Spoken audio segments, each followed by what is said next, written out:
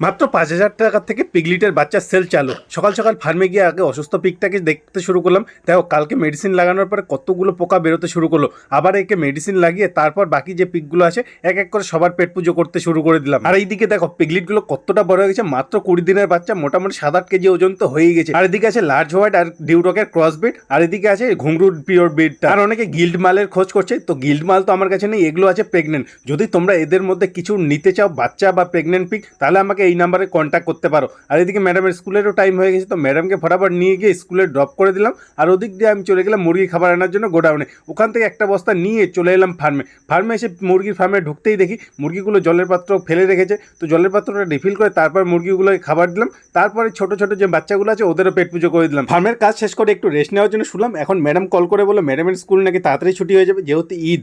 তো ওই জন্য ম্যাডামকে নিতে চলে গেলাম। ম্যাডাম এখন গাড়িতে চড়ে বললো ম্যাডামের নাকি ফুচকা খাওয়ার ইচ্ছে হচ্ছে। তো আর কি দুজনে মিলে চলে গেলাম ফুচকা খাওয়ার উদ্দেশ্যে। পেট ভর্তি ফুচকা খেয়ে চলে এলাম বাড়ি এসে আগে স্নান করে নিলাম। এরপর কাঁচি নিয়ে চলে গেলাম বাগানে গিয়ে একটা কলা গাছ কেটে নিয়ে এসলাম। এখন এগুলোকে কেটে কেটে পিকগুলোকে দিতে হবে। তো কাঁচি দিয়ে কাটিয়ে এখন পিকগুলোকে সবগুলোকে দিয়ে দিলাম। দেখো এরা মাংসের মতো করে এগুলোকে খেতে শুরু করলো। মাঝে মাঝে সবুজ জিনিস দিতে হয়, তাহলে এদের পেটটাও ঠিক থাকে। আর বিকেলবেলা মা বললো বাড়িতে নাকি কিছু রিলেটিভ আসবে, তো এখন বাজার করতে যেতে হবে। তো বাজার চলে গেলাম। বাজার গিয়ে সবার আগে তো 1 কিলো দরে মাংস নিয়ে নিলাম। এরপর কিছু জিনিসপত্র যেমন সবজি বাজার সব কিছু করে তারপর ওখান থেকে চলে গেলাম মিষ্টির দোকানে গিয়ে কিছু মিষ্টি আর কিছু মিষ্টি দই নিয়ে ফাইনালি চলে এলাম বাড়িতে রিলেটিভ আসতে দেরি হবে, তো ওই জন্য রান্নাও দেরি হবে। তো ওই জন্য আমার সন্ধ্যার টিফিনের জন্য আমি কিছু ছোটো ছোটো সিঙ্গারা নিয়ে এসলাম। সিঙ্গারা আর লঙ্কার আচার সত্যি প্রচণ্ড কম্বিনেশনটা টেস্ট। তোমরা কেউ লোভ দিও না কিন্তু, নাহলে আমার পেট খারাপ হয়ে যাবে। তো আমি এটাকে এনজয় করি। দেখা হচ্ছে কাল। Tata bye bye.